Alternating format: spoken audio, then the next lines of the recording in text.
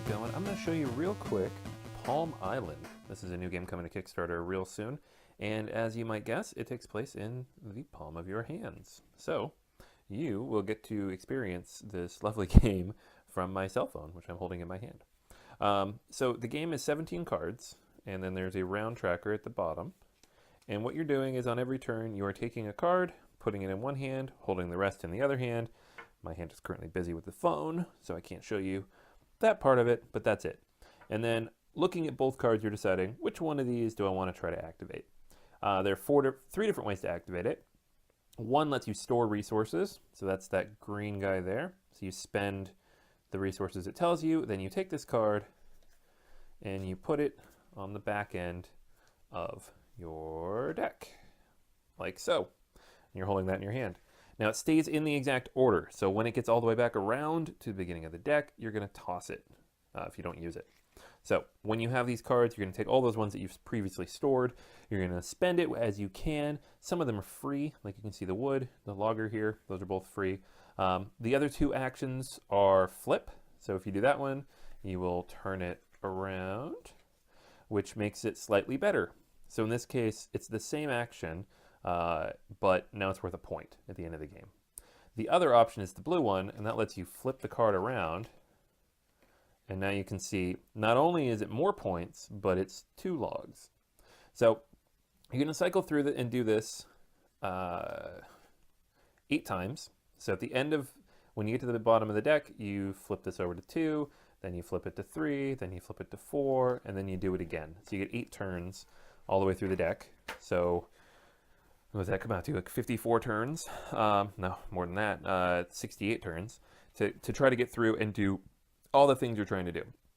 That's the base game. Takes about 10-15 minutes, and it's pretty fun. I've had a lot of fun with it, actually, going through and just knocking this out in one hand. I'd be honest, my big fat hands even have a little bit of trouble. So if you have smaller hands, I don't know how much fun it'll be to hold all these cards and try to manipulate it, especially because you're always holding something with both hands and you're moving the cards around. That's a thing, so you might want to put some of them down. The other part of the game, which is not in the base, but it's also fun, is these little challenge cards. And the way they work is you can place this out, right? And they're going to be available from the start, so they'll be sitting out like this, and then they cost that much. And the first person to get it is going to get the points you see there. But you flip it over, and you've also got these special abilities. So these special abilities, the way these work is, again, you pay the cost, then you flip it, and now this is in your deck, and it can come out, and you can use it. So you're going to get points. This one's like points at the end of the game. This one is points at the end of the game. This one lets you attack other players. While I've been playing this strictly solo, you can play this with other people and play competitively. This guy lets you increase the number of stored resources you can have. You can normally only have 4. This one lets you have 5. Another attacker, the scout, and this isn't final artwork. They're still finalizing it. That one is. These ones obviously are not. This one lets you defend against attacks. So lots and lots of cool stuff. But that is not all, my friends. There is another little mini expansion here, which I'm actually most excited about. And in the rules, it doesn't mention solo play, but I don't see why you couldn't do this solo play. This is for cooperative play. So what you do is you put this in the middle of the table, and you start with, there's always a little arrow in the corner there. It tells you which way to put the card to start, since there's 4 sides. And you put it that way, right? And then you need to spend this to flip it, spend this to flip it, spend this to flip it to beat the game. You have to do that 3 times to win. And you can see here at the end, it's pretty expensive, considering you can only have 4 cards in storage. I think that's why these aren't really for solo play, is because this is the easy one. The famine's the easy one.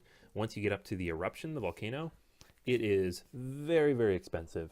So you kind of need at least 2 players to do that, possibly 3 or 4. But I like the idea, and I'll be interested to see if there's more of these at kind of a solo level. So there you have it, Palm Island. It is a quick, short, accessible little card game. I'm pretty excited about this one. I really would love to see kind of how it comes out in the end, what the final box art looks like, any Kickstarter stretch goals, all that stuff. But this is the kind of small, single-handed card game that I personally love. And this one doesn't even really require a table. You can play it in just the palm of your hand, which I love it. It's a great gimmick, but it's true, which makes it worthwhile. So there you go, guys. This one's on Kickstarter real soon. Check it out. I give this one my thumbs up, and we'll be checking it out myself. All right, later.